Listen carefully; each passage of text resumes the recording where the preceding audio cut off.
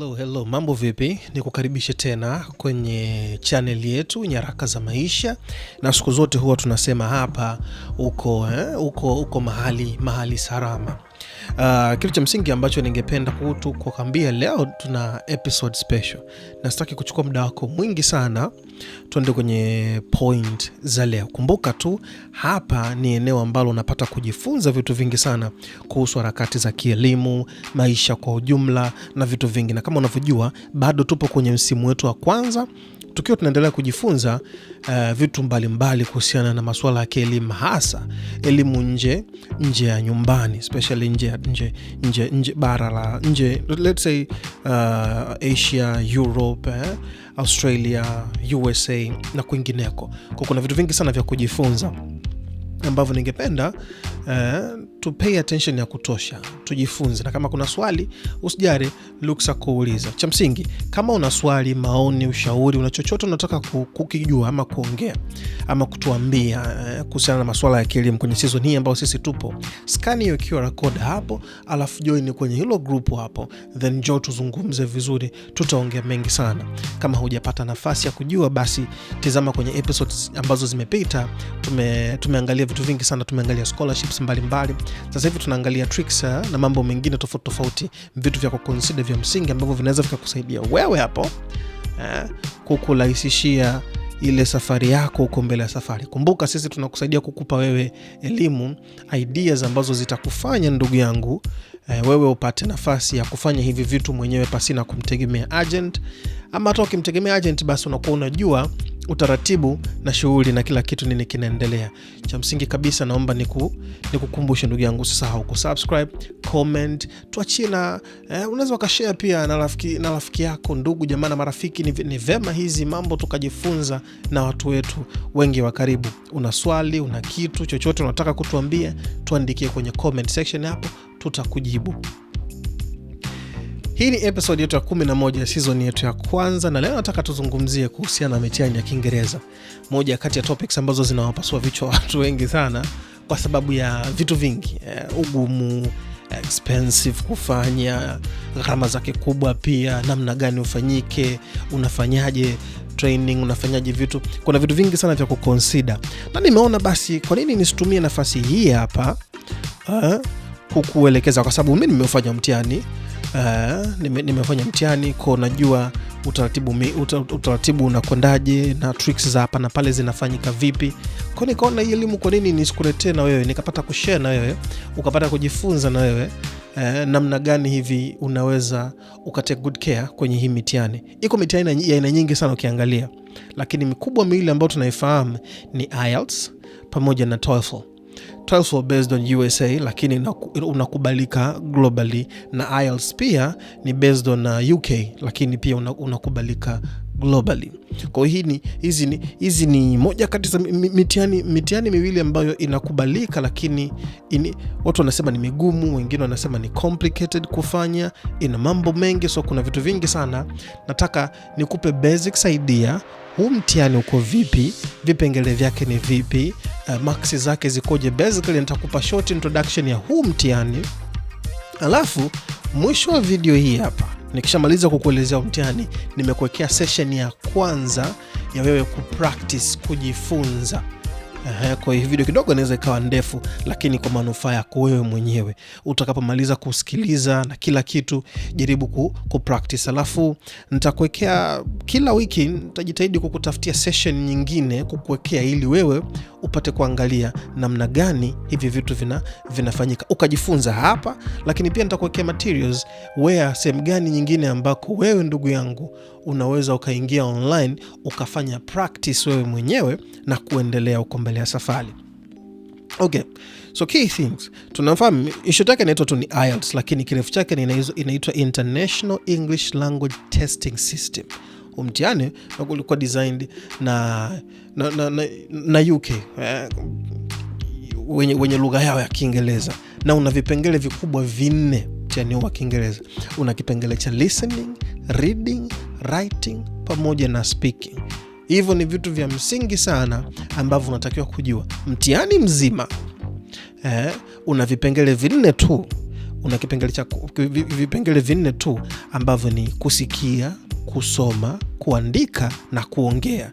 Kwa hiyo wanakupima level yako ya lugha ya Kiingereza kwenye hivyo vipengele vinne ambavyo vimekava sekta yote: kusikia, kuzungumza na mambo mengi na kwenye let's say kwa mfano kwenye listening part ndo mara nyingi huaga inakuwa ina tricky kidogo, kwa sababu wanatumia accent tofauti. Kama unavyojua dunia yetu ni kubwa sana, tuna nchi nyingi sana na ni very diverse. Ukimsikia mtu anaongea kutoka Nigeria anaongea Kiingereza, lakini ukimsikia mtu ambaye anatoka UK, ukimchukua mtu anayetoka let's say hapa Australia, ukimchukua mtu ambaye anatoka Marekani, lafudhi zinakuwa ni tofauti, lakini lugha ni moja. Sawa na Kiswahili anachokizungumza, Kiswahili ni kimoja, lakini ukimsikiliza Mkenya, ukimsikiliza Mzanzibari, ukimsikiliza Tanzania bara, kuna lafudhi fulani hivi na aina ya matamshi na namna gani watu wanazungumza inakuhitaji wewe upay attention, usikilize hiki anamaanisha kitu gani.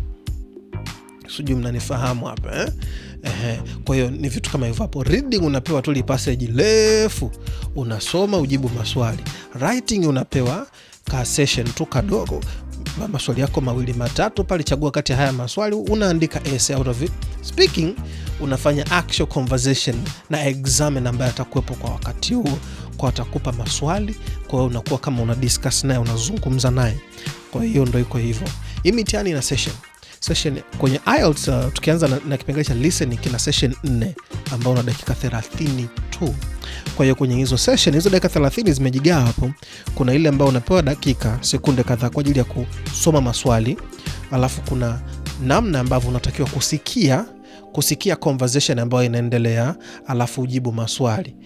Wakiplay once ni haijirudii tena, yani ile audio inakuwa iko played mara moja tu, wanakuchezea ile audio mara moja tu.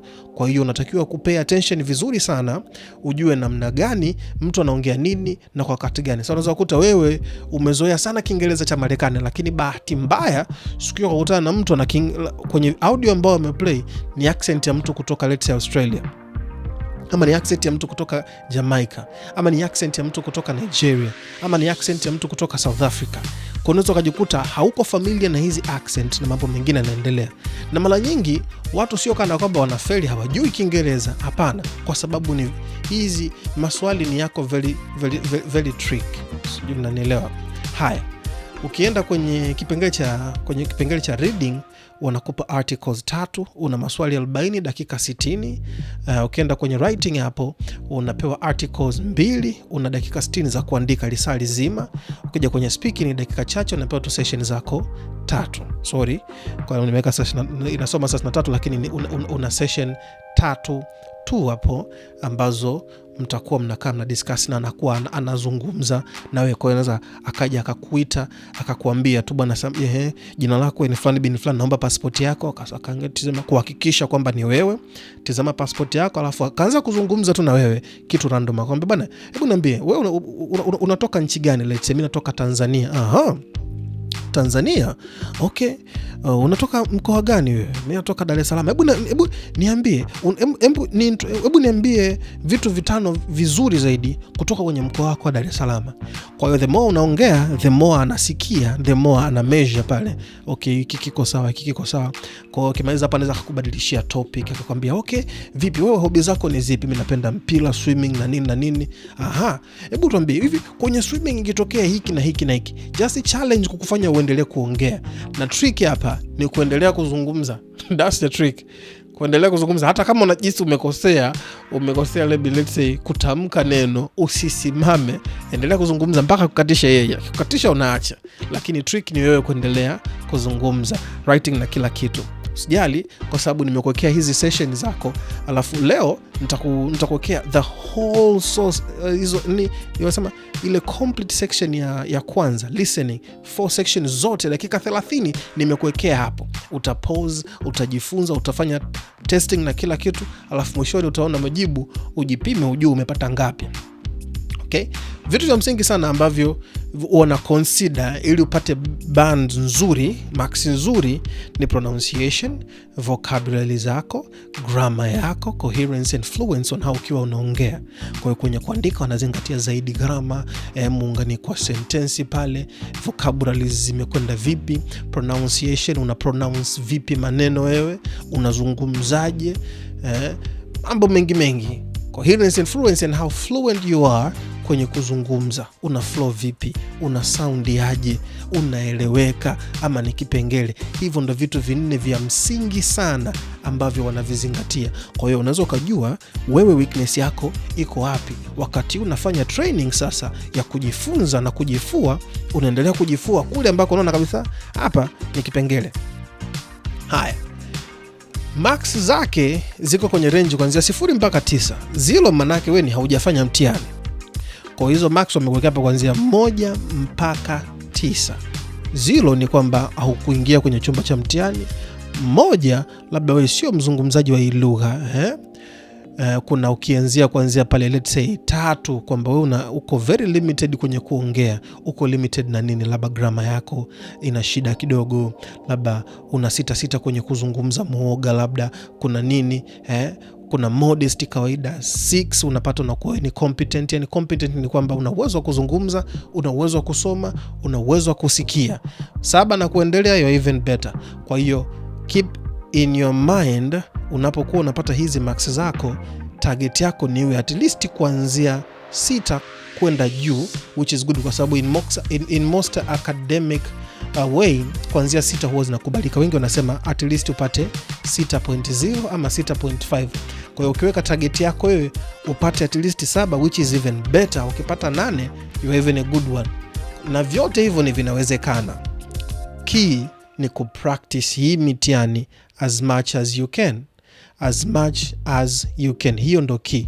Na kitu ambacho kinawachosha watu wengi, kinawaumiza, kwa sababu huu mtihani unapaswa vichwa kwenye vitu vitatu.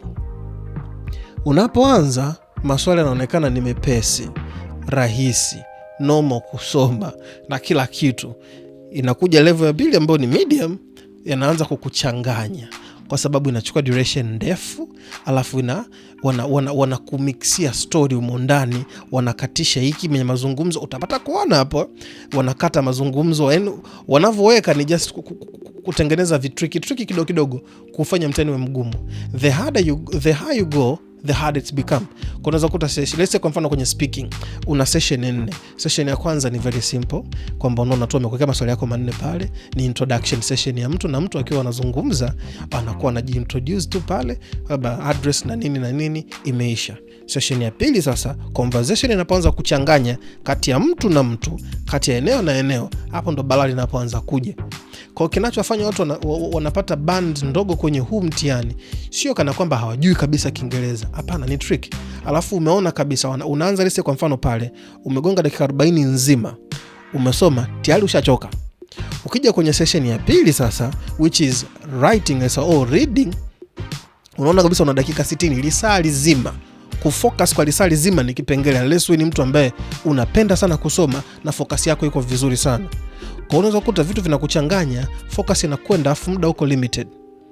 Unapofika let's say session ya 3 sasa, umeona, which is unaweza kukuta ni writing, umepewa article zako 2 pale uandike, unachoka tena kwa sababu muda umesha kwenda, focus yako imeshapungua. Hapo unahitaji upumzike, na umeshapiga at least lisaa lizima na nusu au masaa 2, hapo uko very hard, ushachoka.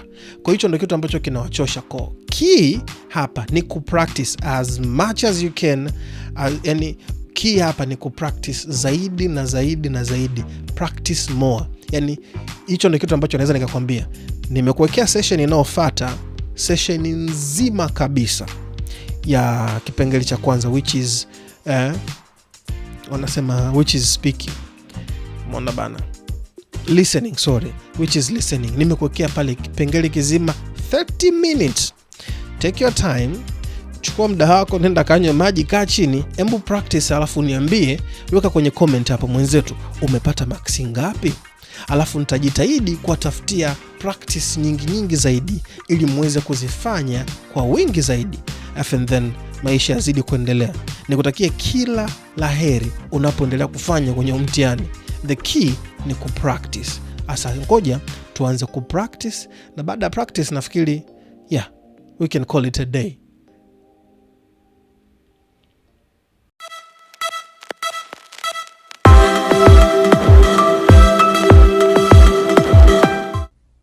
Section 1. Listen to the conversation between the student and the woman and answer the questions. First, you have some time to look at questions 1 to 4.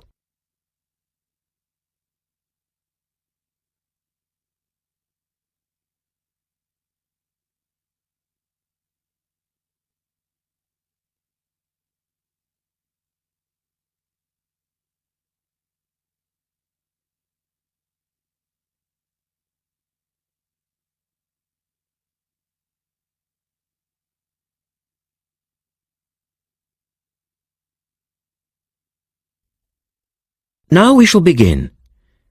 You should answer the questions as you listen, because you will not hear the recording a second time. Look at the registration form. Listen carefully and answer questions 1 to 4. Good morning. Good morning. Can I help you?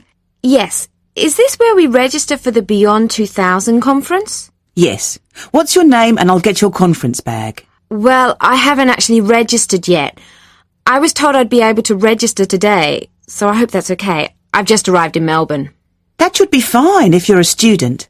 I'll need to take your details though. So, can I have your full name? Yes, sure. It's Melanie Mitchell. Is that Mitchell? Yes, that's right. And that's Ms., not Miss. Okay, fair enough. And what's your address, Melanie? I live in student accommodation at Sydney University, so my address there is Room 66, Women's College, Newtown. Okay. And which faculty are you studying in? I'm in the Faculty of Education. I'm doing a Master's in Primary School Teaching. Right. And may I see your student card because I need to verify that you're a current student? Yes, sure. Here it is. My number is 994578ED. The woman asks the student some more questions about the conference. Look at questions 5 to 10.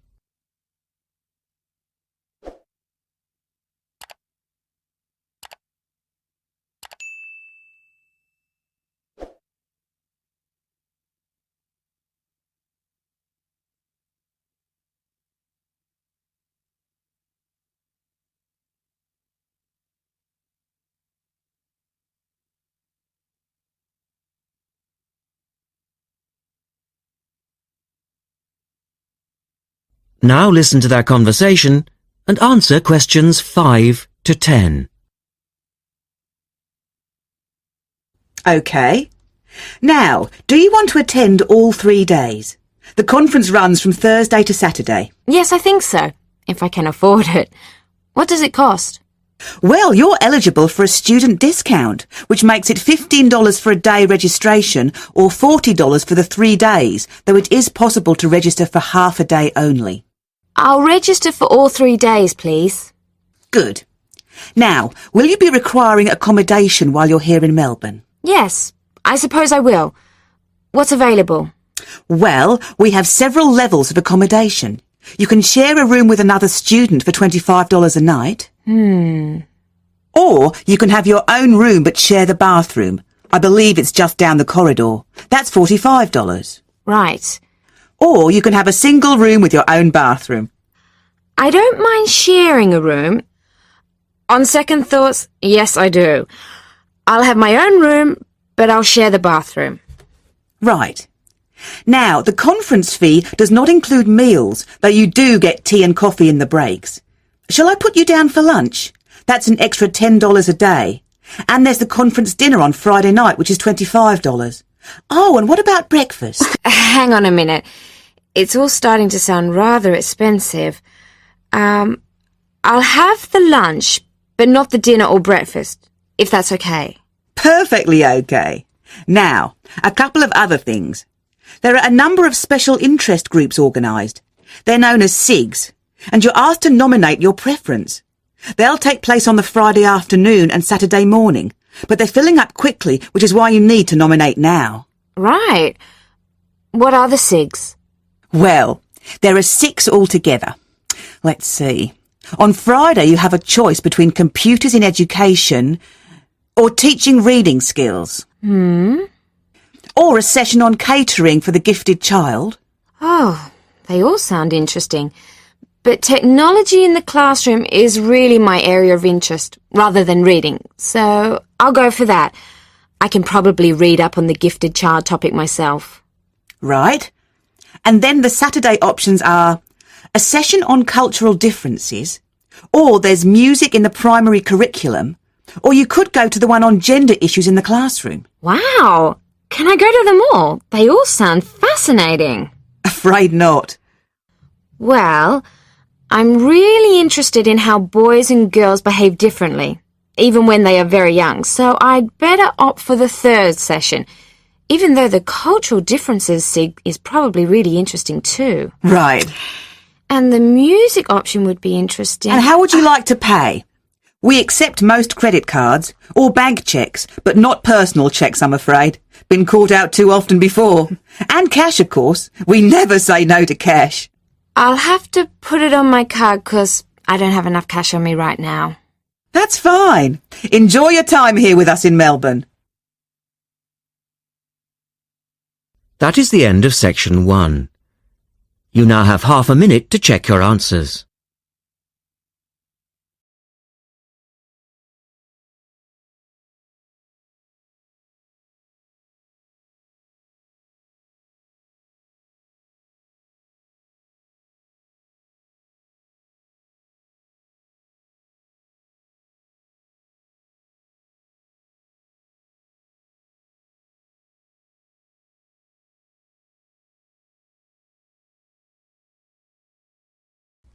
Now turn to Section 2.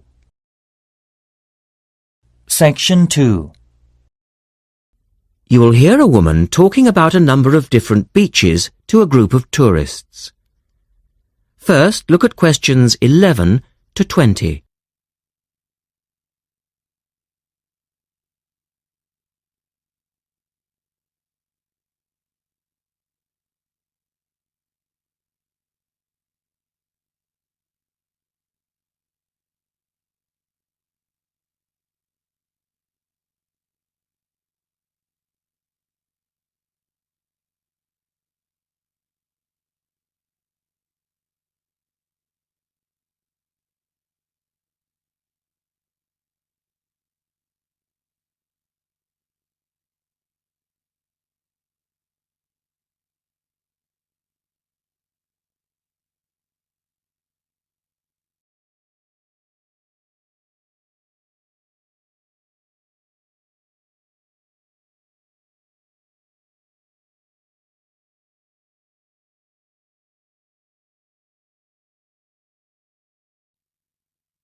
As you listen, answer questions 11 to 20.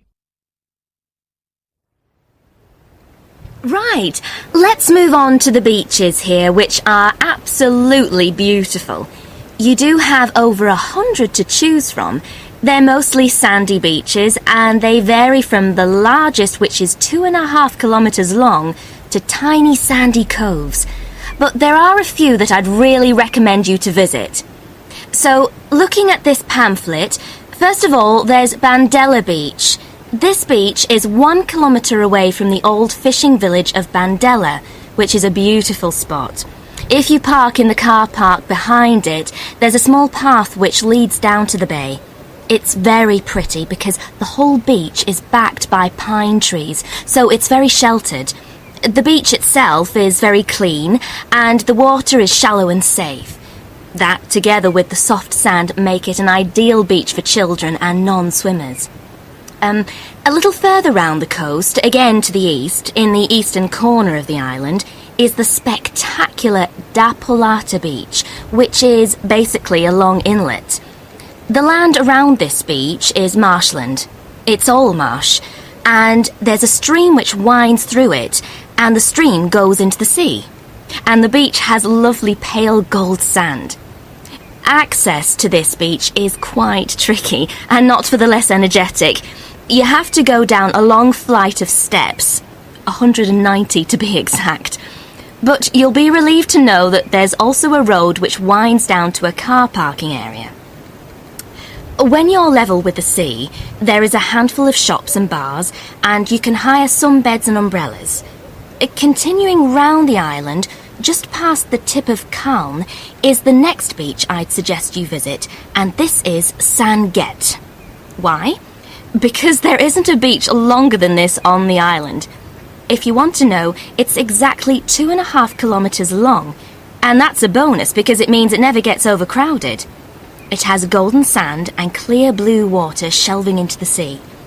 There are several beach restaurants to choose from, and water sports are available when the water is calm. But check first.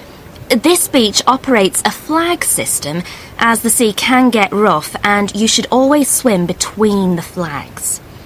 There's a large car park which gives you easy access to the eastern end of the beach, but the western end is much quieter and more wild, as it is harder to reach. Blanaka is another popular beach, just in the northwest corner of the island. It has incredibly white sand and sparkling water. There is ample car parking here, and plenty of bars and restaurants. Blanaka has white cliffs all around it, and for those of you who'd like a little more to do than just lazing on the beach, there are caves here which you can explore in the cliffs, and you can also dive into the water from rock platforms along the side of the cove. Well, my final recommendation for today is Disador. Now, this beach isn't quite as easy to get to as the others I've talked about. It's quite a remote little beach, tucked away here next to Blanaka. You can reach Disador by a steep slope, which goes over some sandbanks. The beach itself is small and pretty, with reddish-coloured sand and some stony areas on its eastern side. Despite being quite small, the bathing is good, and you can also go fishing here from the rocks at either side. It's a good idea to take some food and drink with you if you decide to go here, as there's only one little bar which isn't always open.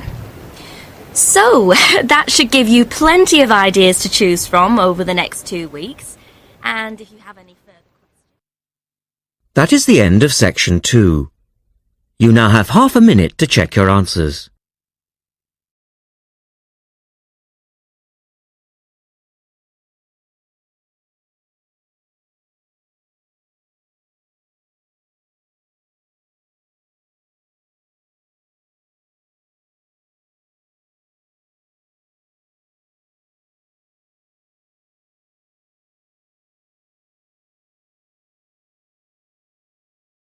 Now turn to Section 3. Section 3. In this section, you will hear a discussion between a male interviewer and a woman who is the manager of a major bookstore. First, look at questions 21 to 24.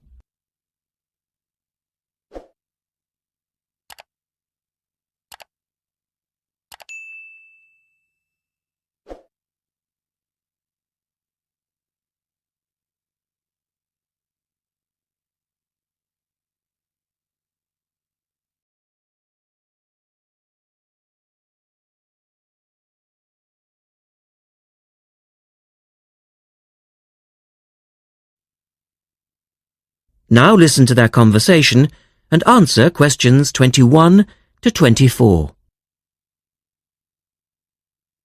The start of a new academic year is a challenge for booksellers. Lee Rogers talks to one major bookstore manager. Jenny Farrow, you're the manager of Dalton Books, and you sell an awful lot of books to students, don't you? Yes, we do. How do you manage to make sure that you're going to have the books students need when all the new courses begin? Basically, we make preparations long before they arrive. Like all other major book retailers, we have a database of information. And using that, we contact course conveners in May and ask them to send us their book lists.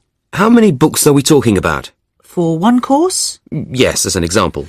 An average course requires about 30 books. We ask lecturers to indicate whether a book is what we call essential reading. You know, the students simply have to get it, or whether it's what they would term recommended reading, or whether it's just a supplementary text that they tend to refer to as background reading. What about predicted buyers? It's not a perfect system, unfortunately. If a lecturer tells us that he expects us to sell 100 copies of a book, we know that we could actually sell anything from 50 to 150.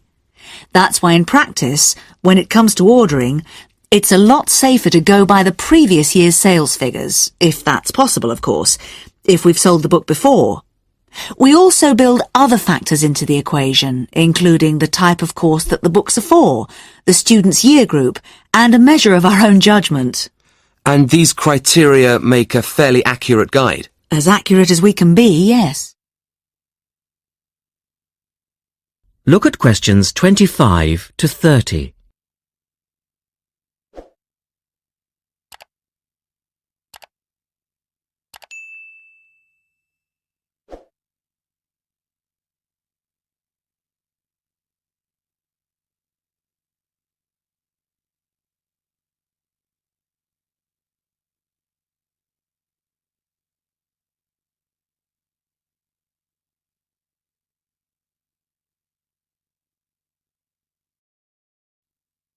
Listen carefully and answer questions 25 to 30.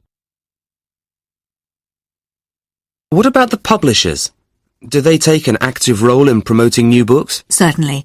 The academic and professional publishing market is worth about £700 million a year, so publishers go to some lengths to make sure their books are known. The standard procedure they use is to mail out catalogues to lecturers or colleges and universities. That's been the main form of promotion for years. Now, of course, they can also post details of new or revised works on websites.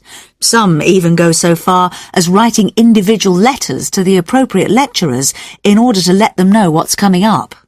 The lecturers then contact you if they're interested? That's right. The publishers send us, the booksellers, inspection copies. Lecturers can then get a free copy and decide whether it's going to be suitable for their course. And how does it work with the students? What are they looking for and who helps them most? I think lecturers are best placed to understand the students' needs. Often the critical issue is what represents value for money for students. This is more important than price per se. Do students actually buy books before they start the course? Apparently, a large proportion of students wait to see what they need. Students have a firm idea of what constitutes a good book, so they tend to give themselves time to look at all the options before making a choice. They tend to go for books that are clear and easy to use. Often, the texts that their lecturers recommend turn out to be too academic and remain here on our shelves. Well, that was Jenny Farrow. And I guess... That is the end of section 3. You now have half a minute to check your answers.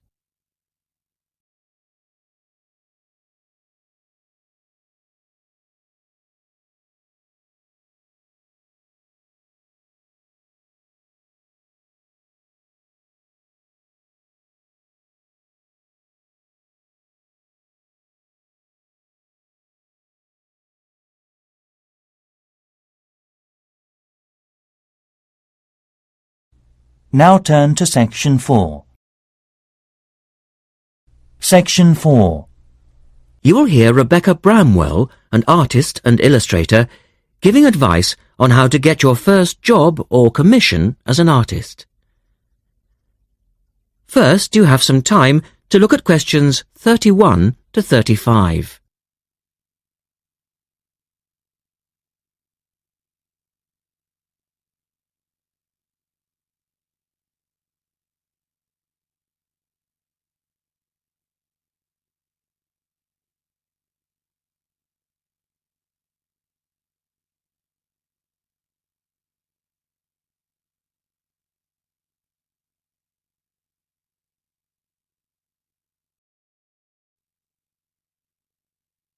Now listen carefully and answer questions 31 to 35.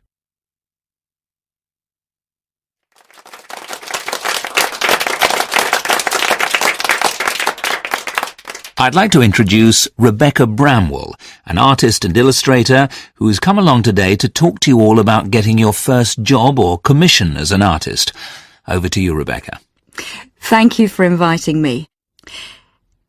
I remember when I graduated back in 1983, I was very excited about getting my first commission. My degree was in fine art, and I'd worked long and hard to get it. I was an enthusiastic student, and I never found it difficult to find the incentive to paint. I think as a student you're pushed along by fellow students and tutors, and the driving force is there. However, when you leave college, you find yourself saying things like, I'll have one more cup of coffee and then I'll sit down to work. I hate to admit it, but I say it myself. Suddenly, it isn't finding the inspiration or getting the right paper that's a problem. It's you. In my view, there are a number of reasons why this happens. It's a real challenge making a decent living as a new artist. You have to find a market for your work. Often you work freelance and need to take samples or portfolios of your work from place to place. These experiences are common to a lot of professional people. But artists also have to bare their souls to the world, in a way. More than anything, they want praise. If people don't like what they create, then it can be a very emotional and upsetting experience hearing them say this. I began to realise that these problems were preventing me from having a career in art, and so I decided to experiment. I was a painter, but I started to dabble in illustration, drawing pictures for books, cards, and this offered me the opportunity to become more emotionally detached from my work. I was no longer producing images from the heart, but developing images for a specified subject, taking a more practical approach. I began to develop a collection of my illustrations, which I put into a portfolio and started to carry around with me to show prospective clients and employers. But it was still tricky because publishers, for example, want to know that your drawings will reproduce well in a book. But without having had any work published, it's hard to prove this. Having a wonderful portfolio or a collection of original artwork is, of course, a first step. But what most potential clients would like to see is printed artwork, and without this evidence, they tend to hold back still when it comes to offering a contract. Look at questions 36 to 40.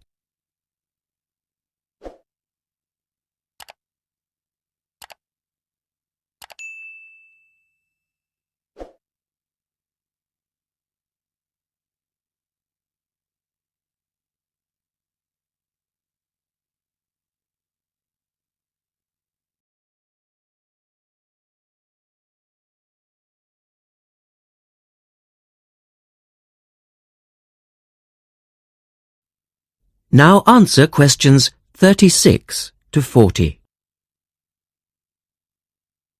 Well, I overcame this problem in two ways. And I suppose this is my advice to you on preparing your portfolio of your best work. The first way was by submitting my work for a competition. And the one I chose was for a horoscope design and was sponsored by a top women's magazine.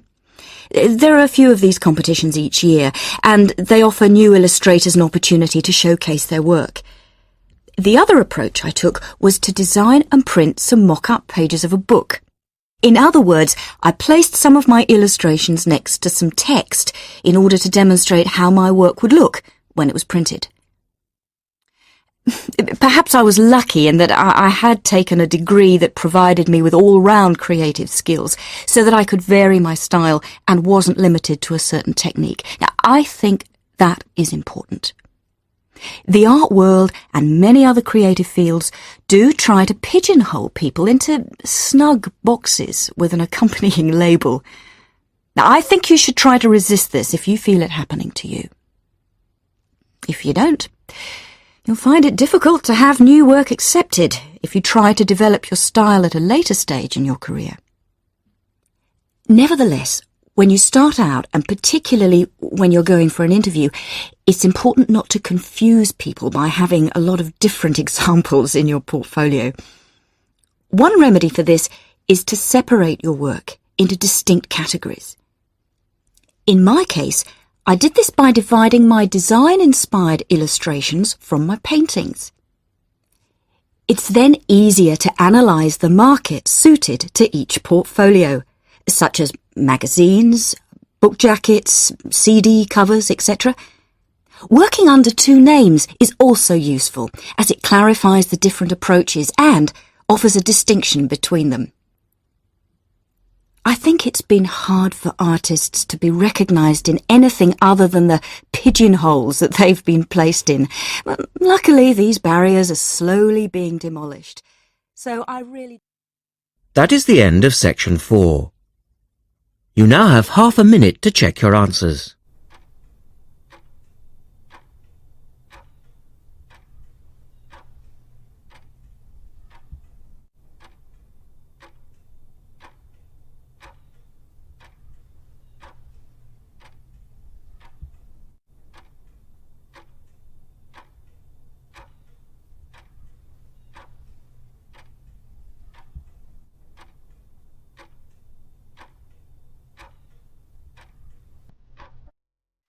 That is the end of the listening test.